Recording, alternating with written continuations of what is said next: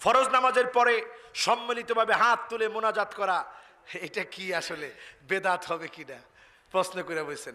আচ্ছা, আমি উত্তর দিই। ফরজ নামাজের পরে মোনাজাত এটা নামাজের অংশ মনে করা বেদাত। নামাজের অংশ মনে করা কি? হুজুর অংশ কেমনে বানায়?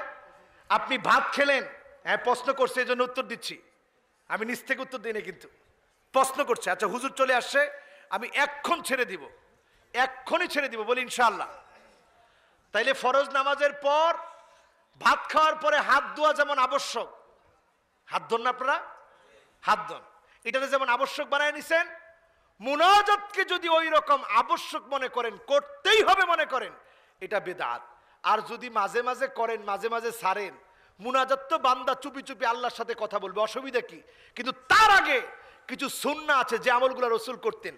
যেমন আল্লাহু আকবার বললেন, আস্তাগফিরুল্লাহ আস্তাগফিরুল্লাহ আস্তাগফিরুল্লাহ বললেন, আল্লাহুম্মা আনতাস সালাম বললেন, এরপরে আয়াতুল কুরসি পড়লেন, এরপরে সুবহানাল্লাহি ওয়া বিহামদি আদাদা খালকি ওয়া রিদা নফসি ওয়া জিনাতা আরশি ওয়া মিদাদা কালিমাতি, এই দোয়াগুলো পড়লেন। পড়ার পরে বললেন, আল্লাহ কিছু আমল করেছি, আমলে সালেহ করেছি, ওই আমলে সালেহগুলোর উসিলা আল্লাহ আপনি মাফ করে দেন। যিনি মাফ করবে তিনি কে? আর এইগুলা না আমরা করি কি, নামাজ শেষ সাথে সাথে হাত তুলি আল্লাহুম্মা আমিন, আবার সাথে সাথেই বলি বিরহমাতিকা ইয়া আরহামার রাহিমিন। কি চাইলেন?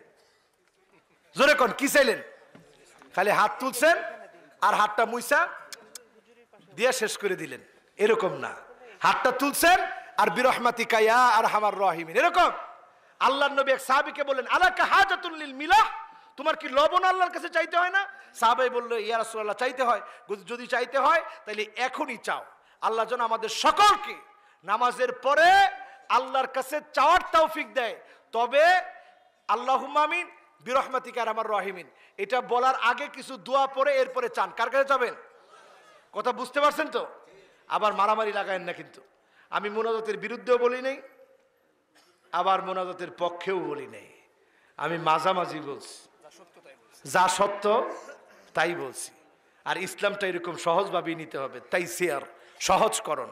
আল্লাহ যেন আমাদেরকে তৌফিক দান করে, বলি আমিন। একটা মোনাজাতের জন্য পাগল হয়ে যায়, তাই না? আসসালামু আলাইকুম ওয়া রাহমাতুল্লাহ, আসসালামু আলাইকুম ওয়া রাহমাতুল্লাহ, আল্লাহুম্মা আমিন বিরহমাতিকা ইয়া আরহামার রাহিমিন, তাই না? আমিন ইয়া আরহামার রাহিমিন। তো হইলো কিছু?